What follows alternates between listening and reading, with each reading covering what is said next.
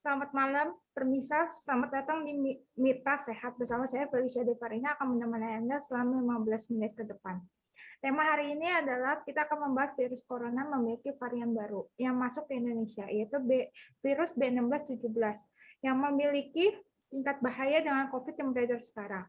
Varian B1617 masuk ke Indonesia sejak 7 Mei 2021.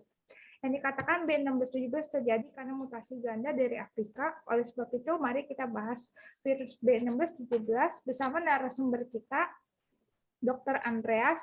Dia adalah sebagai dokter umum di Rumah Sakit RSUD Kuala Kurut, Kalimantan Tengah, Kabupaten Gunung Mas. Mari kita sambut narasumber kita, Dr. Andreas.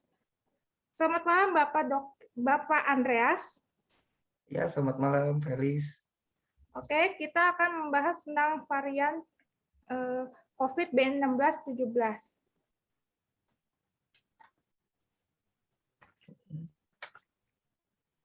Oke, jadi ini kan tentang virus mutasi yang baru yang dari India ya, B1617 itu. Jadi begini, untuk virus B1617 sendiri, virus yang itu merupakan salah satu varian virus corona yang dia itu merupakan mutasi dari virus corona yang pertama kali ada di Wuhan itu. Nah, apakah mutasi virus ini berbahaya? Mutasi virus ini sebenarnya ya cukup berbahaya dibandingkan dengan varian yang pertama. Bahkan bisa dibilang tingkat virulensinya lebih tinggi. Virulensi itu adalah tingkat penyebaran, seberapa cepat virusnya menular dari satu manusia ke manusia lain. Jadi, mengapa virus itu bisa mengalami mutasi? Dikarenakan virus itu bisa mengalami mutasi dikarenakan dia tuh merupakan sistem adaptasi dari virus itu sendiri. Jadi sama seperti makhluk hidup lain, virus itu butuh host, butuh inang dia untuk biar agar bisa hidup. Jadi virus itu selama dia tidak punya inang, dia tidak akan bisa hidup. Nah, ketika varian corona yang pertama itu muncul di Wuhan, otomatis dia kan manusia-manusia yang terinfeksi itu belum punya kekebalan tubuh dan antibodi. Seiring dengan berjalannya waktu, semakin banyak yang terinfeksi, maka antibodi itu semakin terbentuk. Ketika antibodi di badan manusia itu semakin terbentuk, maka virus tersebut kan perlahan-lahan akan kehilangan tempat hostnya itu, dia akan kehilangan tempat hidupnya. Maka untuk bisa bertahan hidup, virus itu melakukan yang namanya mutasi dengan melakukan perubahan struktur materi genetik dari virus itu sendiri. Nah, varian B1617 ini yang terjadi di Indonesia ini, di India pertama kali itu, dia itu memiliki tingkat virulensi, tingkat penularan yang lebih cepat dibandingkan virus yang virus induknya yang awalnya itu. Jadi kenapa bisa terjadi ledakan kasus yang B1617 di India? Apakah tingkat virulensi yang tinggi ini berbahaya? Bisa dibilang itu berbahaya karena nantinya ketika virulensi virus ini tinggi, dia akan menular dari satu orang ke orang lainnya secara lebih cepat dan menyebabkan penularan itu tidak terkendali. Ya bisa kita lihat sendiri yang baru-baru ini terjadi yang di India itu diakibatkan oleh pertama virusnya memang bermutasi, dia meningkatkan tingkat virulensinya. Yang kedua adalah orang-orang yang tidak patuh protokol kesehatan. Nah, orang-orang yang tidak patuh terhadap protokol kesehatan itu menyebabkan virus mudah masuk ke badan orang tersebut. Otomatis ketika virus itu mudah masuk ke badan orang, ya dia akan hidup di situ dan berkembang biak. Jadinya semakin banyak orang yang berdekatan, dia akan semakin cepat menular. Apalagi virus corona ini sendiri adalah virus yang airborne, yaitu virus yang bisa menular melalui udara. Gitu. Makanya protokol kesehatan itu harus tetap dijalankan, terutama pemakaian masker karena virus ini dia bisa bertahan hidup di udara lebih dari 6 jam. Jadinya ketika ada orang yang tertular, katakanlah dia mengeluarkan cairan tubuh yaitu droplet yang biasa kita keluarkan kalau bersin dan itu membawa virus, maka orang yang menghirup droplet tersebut sangat beresiko untuk terkena virus corona ini. Nah, kasus B1617 ini juga sudah mulai ada di Indonesia. Jadi kita harus waspada dengan cara ya satu, kita harus proteksi diri sendiri. Proteksi diri sendiri itu ya paling mudahnya dengan cara memakai masker. Memakai masker itu selain kita melindungi diri sendiri, kita juga melindungi orang-orang di sekitar kita.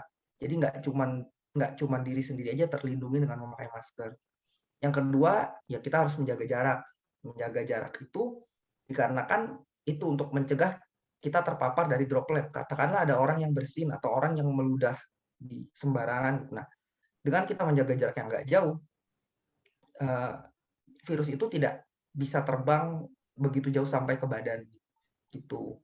Jadinya semakin jauh jarak kita dari orang yang tertular ini, ya semakin aman gitu.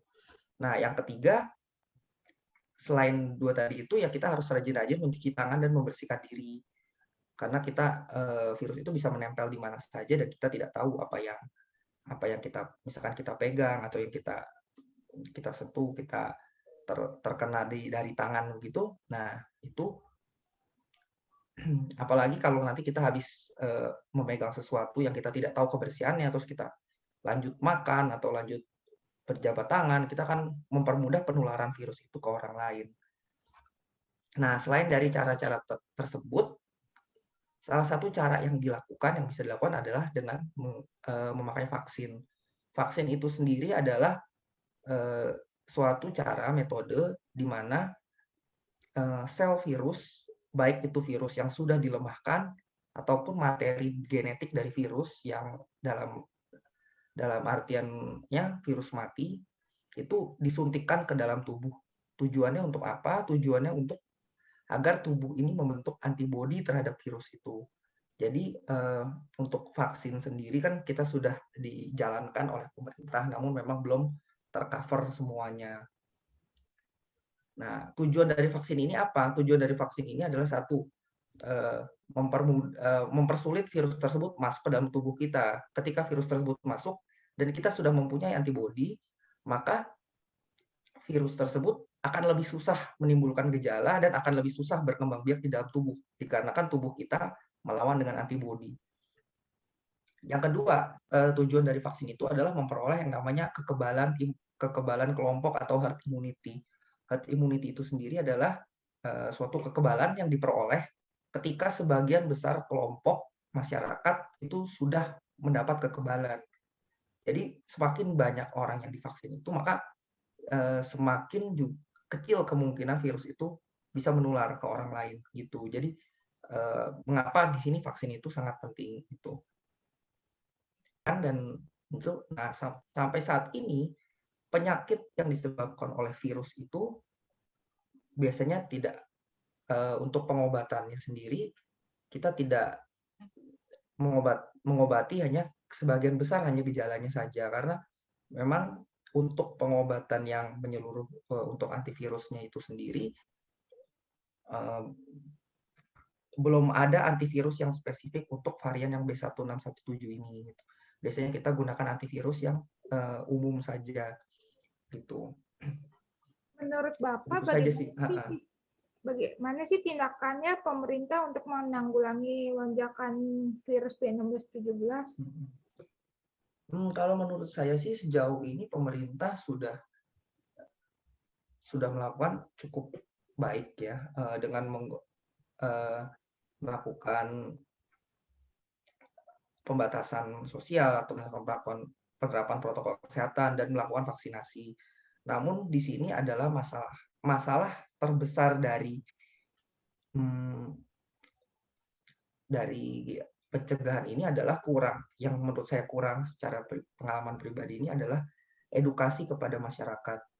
Edukasinya itu sangat kurang. Jadi pemerintah memang sudah membuat aturan, namun pada prakteknya di lapangan ya tidak dijalankan dengan baik oleh masyarakat gitu. Karena memang menurut saya edukasi kepada masyarakat masih kurang. Masih banyak masyarakat yang tidak tahu apa harus melakukan protokol kesehatan, atau masih banyak masyarakat yang acuh tak acuh atau sekedar melakukan protokol kesehatan karena takut gitu, karena tekanan misalkan nanti kalau tidak memakai masker bisa ditilang atau semacam. Nah, itu merupakan sebenarnya cara yang tidak baik gitu untuk melakukan protokol kesehatan gitu. Harusnya pemerintah lebih mengedukasi masyarakat gitu. Kalau Mengedukasi menurut seperti saya apa ya, Kak? menjelaskan tentang bagaimana sih virus corona ini, bahaya-bahayanya gitu. Dan apa yang terjadi jika kita tidak memakai masker, bertemu dengan pasien yang misalkan sudah positif atau misalkan atau suspek apa, kita harus yang pertama sih edukasi terlebih dahulu gitu. Apakah apalagi pada orang-orang yang tanpa gejala, karena biasanya masyarakat ini kalau tidak bergejala dia tidak merasa sakit gitu. Padahal setelah kita lakukan daerah yang zona merah atau daerah-daerah resiko tinggi seperti misalkan dari rumah sakit atau dari tempat-tempat yang keramaian. Yang kedua, jangan berkerumun terlalu banyak gitu. Jangan berkerumun di satu tempat, jangan serta-merta misalkan sudah, oh saya sudah divaksin, saya nggak apa-apa nih, nggak masalah. Bukan seperti itu maksudnya konsepnya. Jadi vaksin itu sendiri tidak mencegah kita untuk terkena, tapi vaksin itu adalah mengurangi resiko kita untuk terkena. Apakah orang yang divaksin masih bisa terkena? Bisa aja gitu. Jadi tetap meskipun sudah divaksin harus tetap waspada, harus tetap jaga kesehatan, patuhi protokol kesehatan, dan juga selalu cuci tangan dan selalu membersihkan diri jika setelah keluar ke tempat-tempat yang keramaian atau ke tempat-tempat resiko tinggi. Gitu. Oke, saya akan tarik kesimpulan.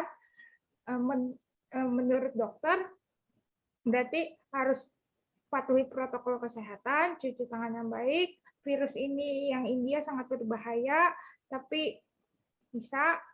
Nah, oke, terima kasih Kakak sudah bergabung bersama saya di Mitra Sehat. Terima kasih dan sampai jumpa lagi di lain kesempatan. Stay healthy, Kak. Bapak. Iya, terima kasih.